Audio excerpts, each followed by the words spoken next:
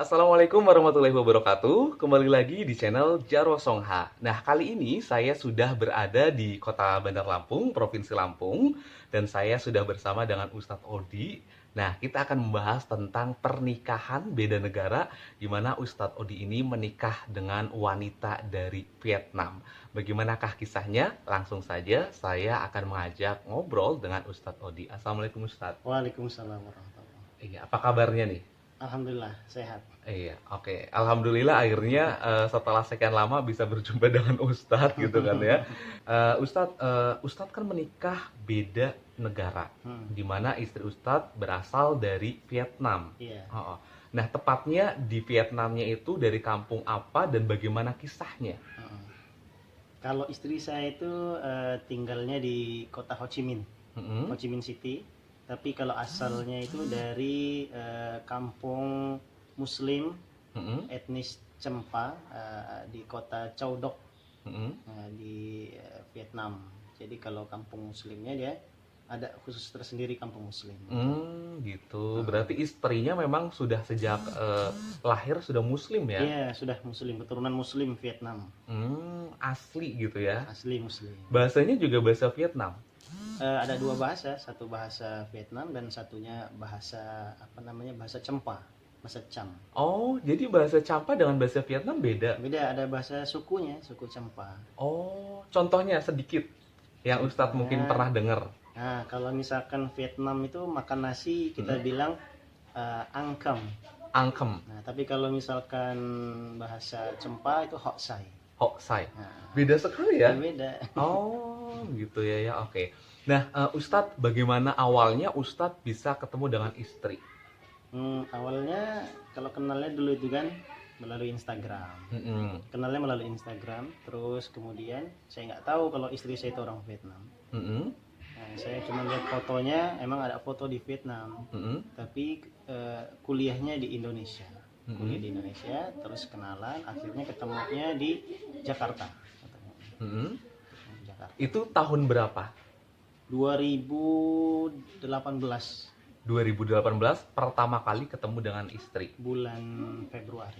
Bulan Februari itu pertama kali ya. Oke, nah terus setelah ketemu waktu itu apa pertama kali yang diobrolin, kan secara mungkin baru pertama kali ketemu fisik nih gitu. Ya ngobrol-ngobrol biasa aja. Mm-mm, Sambil lama-lama kan udah saling kenal, mm-mm, terus juga punya niat untuk mm-mm. menikah.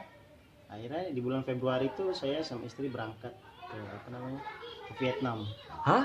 Jadi pertama kali bertemu di bulan Februari, Mm-mm. langsung di bulan Februari berangkat ke Vietnam. Ya berangkat ke Vietnam untuk melamar.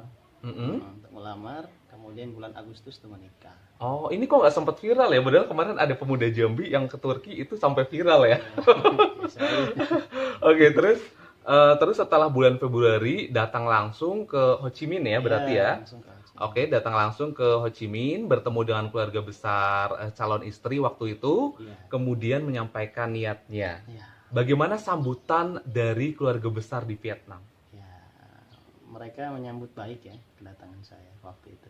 Karena niatnya juga niatnya baik untuk apa namanya silaturahmi dan Mm-mm. juga mau melamar anaknya. Gitu. Tapi kalau kendalanya ya dengan bahasa itu Bahasa. bahasa untuk bicara kepada orang tuanya kan nggak bisa bahasa Indonesia. Oh, jadi yang membantu menerjemahkan calon Nah, istrinya. calon istri dan juga ada beberapa saudara dari istri, kebetulan mereka juga kuliah di Indonesia, jadi bisa bahasa Indonesia. Gitu.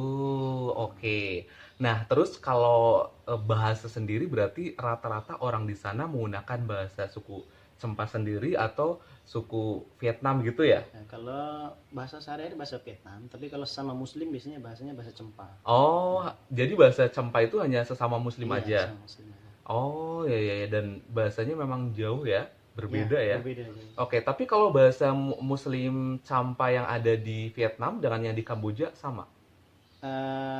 Hampir sama, Oh, tapi hampir. sedikit-sedikit berbeda. Oh, ya Ada ya, betul. beberapa yang berbeda. Oke. Nah, terus setelah Ustadz datang ke sana, menemui keluarganya, disambut dengan baik gitu kan ya. Kemudian melamar. Setelah proses melamar, langkah berikutnya apa nih? Setelah itu saya pulang lagi ke Indonesia dan istri Mm-mm. menetap di Vietnam. Oh, Jadi istri habis sudah selesai. sudah lagi itu sudah selesai kuliah, jadi Mm-mm. saya pulang sendiri ke Indonesia dan nggak pernah ketemu lagi sampai ketemunya pas nikah itu. Saya berangkat sama dua orang tua untuk menikah di Vietnam Oh, itu menikahnya di bulan apa? bulan Agustus. Bulan Agustus. Oke. Nah, di bulan Agustus itu Ustadz datang ke sana bersama kedua orang tua. Iya, Kemudian prosesi pernikahan itu dilakukan di sana. iya, sana. Nah, kalau di Indonesia kita mengenal ijab kabul Iya, dengan menggunakan bahasa Indonesia atau beberapa mungkin aku yang pernah lihat pernah dengar menggunakan bahasa Inggris atau bahasa iya, Arab. iya. Nah, lalu ijab kabul di Vietnam menggunakan bahasa apa nih? Saya dulu menggunakan bahasa Vietnam atau bahasa Cempa ya, saya agak Mm-mm. lupa, kayaknya bahasa Cempa dulu. Oke. Menggunakan bahasa Cempa, jadi Ustadz itu tulis ya? Ya, tulis sama latihan juga sama apa mertua laki-laki dulu itu. Susah nggak sih ijab kabul dengan menggunakan bahasa Campa? Ya, karena asing ya, Mm-mm. jarang didengar jadi agak sulit juga gitu. Agak aneh-aneh gitu Iya, ya. iya. Oke, sip. Oke, jadi ijab kabulnya menggunakan bahasa Cempa. Campa ya. Itu berarti itu berapa hari Ustadz untuk bisa menghafal ataupun belajar bahasa Campanya ini? Ya, selama menjelang pernikahan kira-kira seminggu lah. Seminggu. Oke. Nah, Ustadz, apakah ada perbedaan resepsi pernikahan antara di Indonesia dengan di Vietnam? Ya, kalau resepsi kebetulan kami orang Muslim, jadi resepsi kami itu dibagi jadi dua. Mm-mm, Yang pertama kami resepsi bersama orang-orang Muslim, mm-mm, yaitu bertempat di area masjid. mm-mm. Jadi ada area masjid, di situ kita resepsi bersama orang-orang Muslim. Khusus Muslim Ya, ya? khusus Muslim. Keluarga Muslim juga masyarakat Ya, Muslim? masyarakat Muslim, Oke. makanan-makanan Muslim. Mm-mm. Gitu. Nah, itu kita acara bersama orang Muslim, terus selang beberapa hari kita acara bersama orang-orang Vietnam yang non Muslim, itu bertempat di gedung gitu. Mm-mm. Karena makanannya juga berbeda, Mm-mm. gitu. Tempatnya juga berbeda, penyajiannya juga berbeda. Jadi kayak makanan yang Muslim dengan non-Muslim kalau pas di gedung itu mungkin dipisah Iya, gitu ya? berbeda. Karena yang tukang masaknya juga kalau di gedung kan bukan orang Muslim. Oh, betul betul betul ya, udah campur Iya, ya. Oke, jadi agak sedikit berbeda ya. berbeda. Oke, terus kalau dari tradisi atau budaya gitu kan ya, ada yang Budaya. berbeda nggak sih? Kalau di kita kan juga ada macam tradisinya tuh. Kalau di sana ada tradisi khusus nggak sih yang unik yang menurut Ustadz baru lihat, baru Iya. merasakan? Kalau saya lihat di sana mungkin ketika Muslim Cempa menikah, Mm-mm. nah, itu ada tradisi doa bersama, dan Mm-mm. doa bersamanya itu bisa sampai 3 hari pernikahan, 7 hari pernikahan. Jadi kalau kita mungkin kalau di sini 3 hari meninggal dunia, kalau di sana 3 hari pernikahan tuh ada doa bersama. Oh, gitu. 7 hari juga oke. nanti doa bersama juga gitu. Ya, ya, ya, ya. Jadi warga datang ke rumah. Iya, warga datang ke rumah lagi Untuk acara berdoa. doa bersama gitu. Hmm. 3 hari pernikahan. Oke, untuk berdoa, untuk makan-makan gitu ya. Makan-makan juga, Oke. kumpul-kumpul. Wow. Dan itu mereka full menggunakan bahasa Campa. Iya, bahasa Cempa. Oke, pasti agak sedikit asing dong bagi Ustadz di Iya. tengah-tengah komunitas itu. Tapi rata-rata Muslim Cempa Mm-mm. sedikit banyak ada yang bisa bahasa Melayu juga. Oh, mungkin karena mereka pernah bekerja di Malaysia? Ada yang pernah studi di Malaysia, kerja di Malaysia ada. Oh, ya, ya, ya. Jadi itu berpengaruh ya Iya. Ustadz ya. Oke. Nah, itu dari segi pernikahan di sana Ustadz. Oke. Nah, setelah Ustadz kemudian menikah dengan istri, nama istrinya siapa? Aminah. Aminah. Hmm. Oh, dari kecil memang Aminah. Iya, Aminah. Nggak ada nama-nama khas Vietnamnya gitu. Sebenarnya ada nama khas Vietnamnya, tapi saya lupa lagi gitu. Oh, gitu. ada Jadi, nama Vietnam dan nama Muslim juga. jadi punya dua nama. Iya, ada. Apakah hal tersebut juga dirasakan oleh Muslim lainnya? Iya, ada juga seperti itu. Nama Islam dan nama Vietnam. Nah, ada juga yang seperti itu. Hmm. Kayak keponakan ya, anak dari kakak ipar saya, Mm-mm. itu namanya Rohim. Mm-mm. Anak kecil namanya Rohim. Tapi kalau nama Vietnamnya Musapong. Oh, Musapong. Hmm. Oh, ini nama keponakannya masih inget ya? Ya, Karena gampang kali ya, Musapong gitu ya. saya lupa kalau nama istri itu. Iya, iya, iya, oke. Nah, terus Ustadz kalau di sana, anak-anak di sana juga Berarti dididik dengan kebudayaan yang cukup berbeda juga ya? Iya. Artinya mix antara budaya Islam dengan budaya Vietnam ya? Oke, menarik, menarik. Mm-mm. Nah, terus kalau sekarang Ustadz ada anaknya berapa? Saya satu. Anaknya baru satu. Satu. Oke, Masih di namanya Vietnam. Namanya Muhammad Kim Raihan. Muhammad Kim Raihan. Iya. Panggilannya Kim. Kim Raihan. Oke, itu nggak ada nama Vietnamnya? Ngambil Kim saja. Oh, Kim. Mm-mm. Oh, jadi Kim itu adalah salah satu nama Vietnam juga. Ya, saya ambil Kim itu kalau tidak salah artinya berlian. Oh, ya, ya, ya. Muhammad Kim Raihan. Raihan. Umurnya berapa Ustadz anaknya sekarang? Sekarang sudah 2 tahun lebih ya. Bulan Mei kemarin 2 tahun. Oh, baru 2 tahun ya. Iya, 2 tahun. Oke. Loh, bareng anak saya dong 2 tahun. Iya. Tanggal berapa? Tanggal 18 Mei. Oh, anak saya tanggal 5 Mei. Oh, berarti kan lebih deket-deketan. Oke. Ustadz, setelah Ustadz menikah dengan berbeda negara gitu Iya. kan ya, istrinya dari beda negara, tentunya ada perbedaan-perbedaan dong Ustadz, Iya, dari mulai iya. budaya, makanan, bahasa, dan lain sebagainya. Ada nggak sih Ustadz kayak shock culture yang pernah Ustadz rasakan ketika sudah berumah tangga gitu? Mungkin bahasa ya. Mm-mm. Kan istri nggak semua menguasai bahasa Indonesia. Jadi Mm-mm. ada bahasa-bahasa yang tidak dikuasai sehingga menggunakan bahasa yang terkadang kurang pas, kurang didengarnya kurang kurang lembut gitu. Mm-mm. Jadi terdengarnya aneh gitu. Mm-mm. Jadi ketika istrinya lagi marah, bahasanya aneh. Nggak bahasa yang lembut-lembut gitu. Oh, lagi gitu. lagi misalkan lagi berbicara hal-hal yang apa gitu, tapi kedengarannya berbeda. Kalau kita kan menggunakan bahasa Indonesia yang baik dan benar itu kadang untuk orang Indonesia, tapi kalau untuk orang luar negeri terkadang bahasa-bahasa sehari-hari yang sering dia dengar saja yang Betul. disampaikan. Betul. Bahasa pasarnya Iya, gitu ya. bahasa. Oke. Nah, kalau dari segi makanan ya Ustadz, ada nggak sih kayak mungkin perbedaan rasa Iya. ataupun Oh bentuknya iya, gitu? kalau makanan di Vietnam sama di Indonesia ya jauh berbeda. Saya rasa makanan Indonesia yang paling enak. Iya, Ini istrinya denger ya? iya. Makanan Indonesia itu paling dan istri saya suka juga makanan Indonesia, pecel lele, terus ya lain-lain, Pecel ayam gitu. geprek Ayam ya. geprek. Oh ya, ayam geprek mah emang enak. Kayaknya semua bangsa. Yang Turki kemarin saya ketemu orang Turki juga dia suka banget ayam Iya. geprek. Terus? Kalau di sana kan saya nggak bisa cicip semua makanan ya, karena saya juga kan orang Muslim ya. Jadi makanan-makanan Vietnam yang dibuat sama orang Muslim saja baru saya bisa makan. Betul sih, karena menjaga penting sekali ya Ustadz ya. Untuk kehalalannya kan makanan Betul. itu kan. Oke, jadi kalau yang dari makanan Muslim yang pernah Ustadz coba itu ada yang masih Ustadz ingat nggak? Contohnya apa gitu?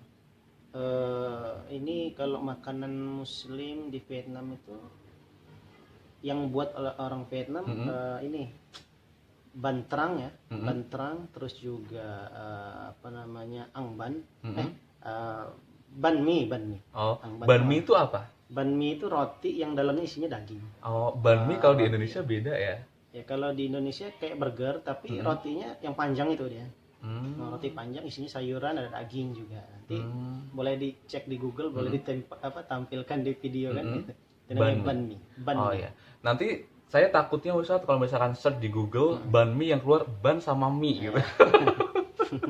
Bukan banh mi yang roti burger tadi Ban gitu. mie Vietnam. Oke, banh mi Vietnam. Oke, terus satu lagi tadi apa? Bantrang. Ya bantrang. Kalau bantrang itu dia seperti kulit lumpia tapi terbuat dari beras ya. Nah, itu dia aman kan, makan nggak ada daging.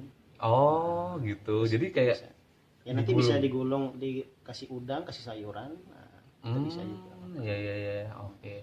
Nah, terus Ustadz, bagaimana Ustadz bisa berdamai dengan masakan-masakan ataupun menu-menu di Vietnam? Apakah ya udahlah akhirnya ya udahlah aku nggak mau harus makan nih yang mereka sediakan, atau Ustadz ya udah coba ngeracik-ngeracik sendiri, masak Kalau sendiri saya, gitu? kalau di sana milih. Kalau makannya milih. Kalau yang menurut saya dilihat enak pasti dimakan. Tapi kalau yang dilihat dari bentuknya saja kira-kira Kurang meyakinkan. ya, kurang sedap, saya nggak. Walaupun menurut mereka sedap, tapi kalau menurut saya kayaknya kurang. Daripada nanti dimakan mubazir nggak habis kan gitu. Betul. Tapi pernah nggak mencicipi tapi ternyata rasanya tuh agak sedikit aneh gitu di lidah?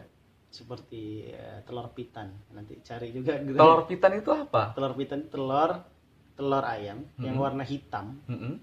Jadi telur itu saya juga kurang paham cara buatnya seperti Mm-mm. apa. Tapi telurnya yang warna putih itu jadi warna hitam, yang warna kuningnya lebih hitam lagi. Oh iya? Makanya dilihat dari penampilan juga kita ngelihatnya sudah ya nggak bagus, tapi Heeh. menurut mereka ya enak. Enak banget. Itu mungkin dari kecapnya kali ya? Saya kurang paham Kurang dari paham kecap. ya? Kayaknya itu dari cara pembuatannya. Oh, dan Ustadz mencobanya? Saya nggak berani coba. Nggak berani coba. Pernah dikit ya, sempat nih pernah dikit. Cuman rasanya kayak agar itu. Jadi telur rasa agar tuh kayaknya gimana gitu. Oh iya, agak mungkin bagi lidah kita kurang cocok gitu ya Ustadz ya. Oke. Nah, terus kalau dari istri nih Ustadz, bagaimana tanggapan dari istri gitu kan? Ketika Ustadz Makanan. mungkin terkait dengan makanan Oh, gitu kan? jangankan istri ya, mertua saya ya. Mm-mm. Mertua saya kan asli orang Vietnam, nggak bisa ngomong Indonesia. Mm-mm. Waktu itu saya pernah buat nasi goreng. Mm-mm. Nah, nasi goreng itu bumbunya beli di supermarket Indonesia. Mm-mm. Nah, terus saya bawa ke sana bumbu instan nasi goreng, dan saya buat. Ternyata bukan cuma mertua saya yang suka, tapi teman-teman mertua saya semua suka semua. Jadi saya harus buatkan 10 porsi nasi goreng untuk orang-orang Vietnam ini. Karena rempah-rempahnya orang Indonesia kan bagus ya. Mm-mm. Enak juga, bumbunya enak juga. Mm. Di sana ada nasi goreng tapi nggak ada rempah-rempahnya. Cuma nasi digoreng itu saja, campur wortel, campur sayuran. Oh gitu, jadi tetap beda rasa Iya, ya tetap bumbunya beda. ya. Ibarat kata orang Indonesia bikin nasi goreng dengan bumbu cabe, bawang merah, Iya, bawang putih, garam aja udah enak banget ya iya, Ustadz ya. Oke, jadi istri kemudian mertua itu juga sangat menjaga ya gitu, iya, artinya menyediakan makanan yang bisa Ustadz makan gitu iya, kan ya. Oke, berarti artinya luar biasa ya, dapat mertua baik, dapat istri yang pengertian iya. juga ya. Oke, ngerti kondisinya. Oke Ustadz, terus kemudian kalau dari segi bahasa, Iya. apa yang Ustadz lakukan ketika Ustadz mengalami kendala bahasa? Apakah dengan praktek bersama istri atau mencatat atau gimana? Kalau sekarang kan mudah ya, ada Mm-mm. terjemah melalui aplikasi ya. Mm-mm. Nah, terkadang kalau saya keluar sendirian untuk belanja Mm-mm. ke supermarket di Vietnam, kalau seandainya saya bingung mengucap kalimat apa, nanti saya pakai aplikasi. Saya bicara di aplikasi itu, nanti kan aplikasi itu bisa bicara sendiri itu kan, dengan menggunakan bahasa Vietnam. Iya, iya, iya. Nanti Jadi, baru mereka paham maksud kita apa gitu. oh iya, iya. Jadi dengan kemajuan teknologi Iya, itu bisa menjembatani iya, perbedaan budaya yang iya, berbeda, bahasa yang berbeda. iya, Wah, menarik sekali nih Ustadz ya. iya, Oke, jadi secara tidak langsung untuk kendala bahasa sedikit banyak sudah bisa apa ya, diselesaikan lah iya, lewat teknologi gitu iya, kan ya Ustadz ya. iya. Oke, nah terus Ustadz, kalau masyarakat Vietnam sendiri di sana gitu kan ya, bagaimana sih kehidupan di sana? Kalau saya itu tinggalnya di kota, Mm-mm. jadi kehidupan masyarakat di kota ya seperti kota-kota besar lainnya gitu, Mm-mm.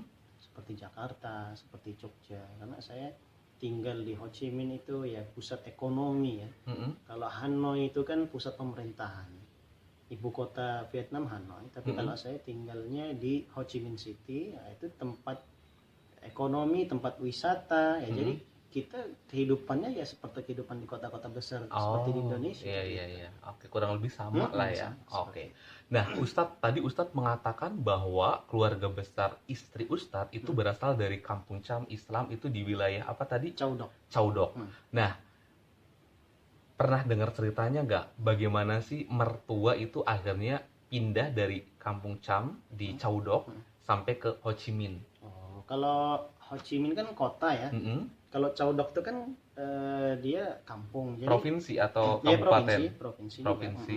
Caudok di kampung, dia nyebrang melalui sungai Mekong. Mekong juga. Mm-mm.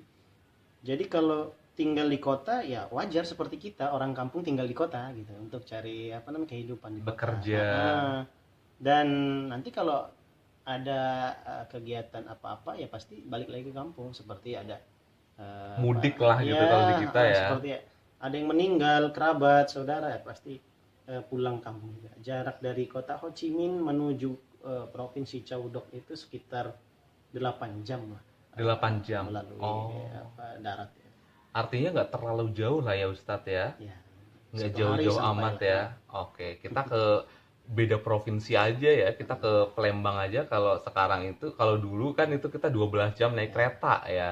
Sekarang bisa lebih cepat. Oke, jadi kurang lebih juga sama lah ya. Oke, nah Ustadz, kalau di Vietnam nih gitu kan ya. Tadi Ustadz sudah banyak bercerita tentang kondisi di sana. ya. Kalau kondisi tentang masjidnya sendiri Ustadz, itu bagaimana sih masjid-masjid di sana? Kalau masjid di Vietnam, iya masjid besarnya itu setahu saya ada 2 ya di pusat kota Ho Chi Mm-mm. Minh. Eh, jadi biasanya turis wisatawan Mm-mm. Muslim, nah, biasanya ibadah di situ di masjid besar itu. Oh, iya iya iya. Ada Masjid Al-Rahim sama masjid satunya saya sebutnya Masjid Mm-mm. Katina. Oh, itu masjid besarnya. Dia masjid besar. Tapi kalau masjid-masjid lainnya mungkin hanya seukuran musola di Indonesia kali ya, itu sudah Mm-mm. masjid dan menyelenggarakan sholat Jumat juga. Oh, iya iya iya. Berarti setiap ada masjid bisa dipastikan ada komunitas muslim di Ya, situ. ada komunitas Muslim. Yang jualan-jualan juga ada. Ada. Pasti Oh, kalau dekat-dekat apa namanya masjid ada Muslim jual makanan. wah, berarti ini bisa dijadikan sebagai sebuah tips juga ya Ustadz ya, Iya. untuk para traveler mungkin yang dari Indonesia gitu kan ya, ketika nanti mungkin mengunjungi Vietnam, Iya.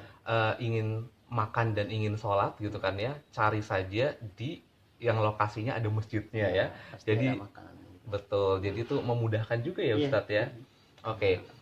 Nah, Ustadz, saya balik lagi nih tentang awal pertemuan Ustadz dengan calon istri, Iya. gitu kan? Itu kan ketemunya di Instagram awalnya, Mhm. gitu ya. Jadi Ustadz itu random nyari-nyari apa tentang Vietnam gitu atau gimana? Enggak.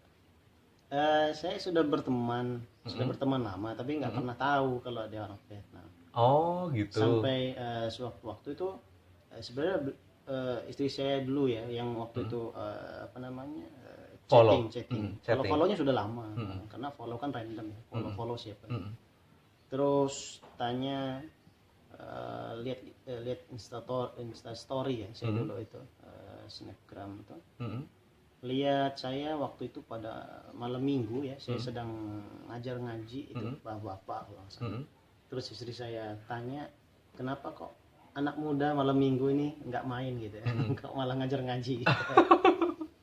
Nah, dari Terus? situlah ngobrol. Terus saya lihat apa namanya halaman akun Instagramnya, Mm-mm, ada foto-foto di Vietnam. mm-mm, Maka saya tanya apakah kuliah di Vietnam. Saya pikir orang Indonesia kuliah di Vietnam, mm-mm. nggak taunya orang Vietnam kuliah di Indonesia. Ya, ya, ya, ya, oke.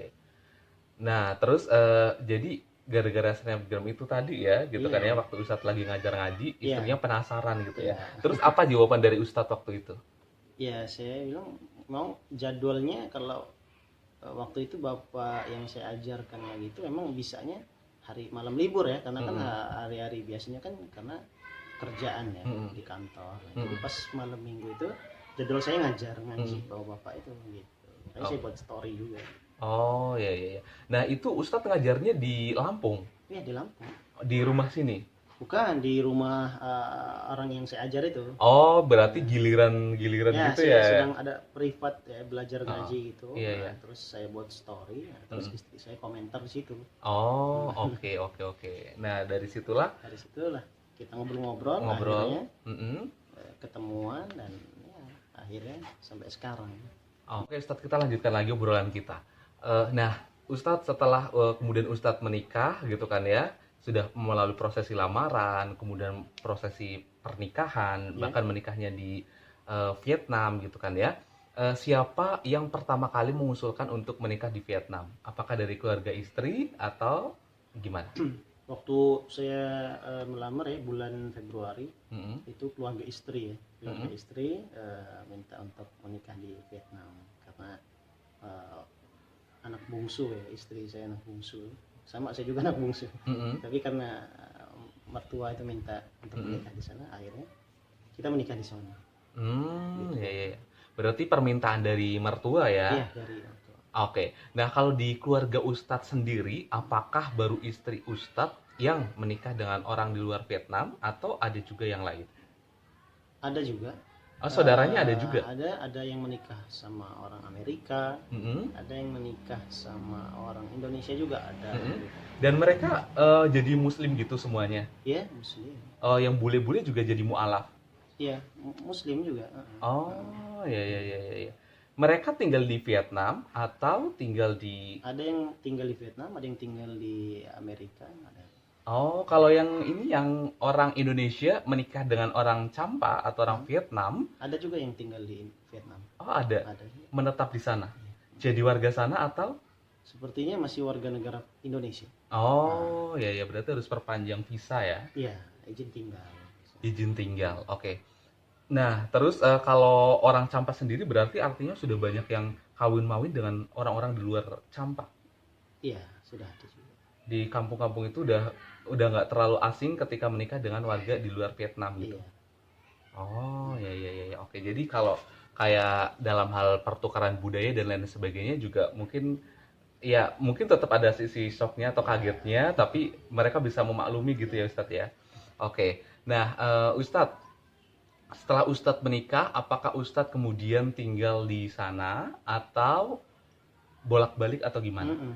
Saya begitu setelah menikah kembali ke Indonesia, tinggal sama istri saya di Indonesia. Mm-mm. Terus istri saya hamil 6 bulan, saya bawa lagi ke Vietnam. Mm-mm. Terus saya pulang lagi ke Indonesia. Istri saya lahiran, saya balik lagi ke Vietnam. Terus saya pulang lagi ke Indonesia. Suka bolak-balik aja. Bolak-balik ke Oh, Indonesia, bolak-balik. berarti Indonesia Vietnam itu udah kayak dari sini ke Palembang kali ya. Ya, Bolak-balik karena bolak. sudah terbiasa. Udah terbiasa Iya. ya. Berapa jam sih Ustadz perjalanan dari sini ke Vietnam? Kalau perjalanan langsung ya Mm-mm. dari Jakarta? Jakarta ke Vietnam mungkin sekitar 3,5 jam sampai 4 jam. Wow, cepet juga ya. Iya. Kalau biasa saya kalau berangkat pergi sendiri itu nggak terbang langsung. Saya biasa ngambil transit ke Malaysia. Karena kan harga tiket pesawat lebih murah kalau transit. Oh, gitu. Wow, itu udah kayak kita mau ke Flores tuh. Ke Flores aja itu lebih dari 3 jam ya. Ini Iya. cuma 4 jam kalau Iya. langsung, kalau direct ya. Nah, Oke. Nah, Ustadz, mungkin itu kali ya Ustadz, obrolan kita di sore hari ini. iya. Tapi sebelumnya saya mengucapkan terima kasih untuk obrolan kita di sore hari ini. Iya. Dan mungkin terakhir Ustadz, apa nih pesan Ustadz untuk anak muda Indonesia yang mau menikah dengan wanita atau pria di luar Indonesia? Gitu, yang berbeda bangsa, berbeda bahasa, beda Iya. budaya gitu. Ya, kalau kita ingin menikah dengan pasangan dari luar negeri, Mm-mm. ya kita harus siap untuk menyatukan budaya, karena budaya yang berbeda, bahasa yang berbeda, dan pemikiran yang berbeda harus kita persiapkan jauh-jauh hari supaya tidak kaget ketika nanti menikah. Iya, oke. Terima kasih Ustadz sekali lagi. Semoga sukses untuk usahanya di Indonesia, untuk istrinya juga. Nanti mudah-mudahan dimudahkan bertemu kembali, berkumpul kembali, ya. Iya. Oke, baik. Terima kasih sudah menonton video saya. Semoga video kali ini bisa menginspirasi Anda untuk mungkin yang ingin menikah dengan orang dari luar negeri, ya. Dan semoga video kali ini juga membuat Anda bersemangat juga untuk menikah dengan orang-orang dari luar negeri, agar kita semakin mengenal orang lain dari berbagai macam negara. Terima kasih sudah menonton video saya. Sampai jumpa di video-video berikutnya. Jangan lupa subscribe, like, dan komen channel Jarwo Songha. Assalamualaikum warahmatullahi wabarakatuh. Dadah.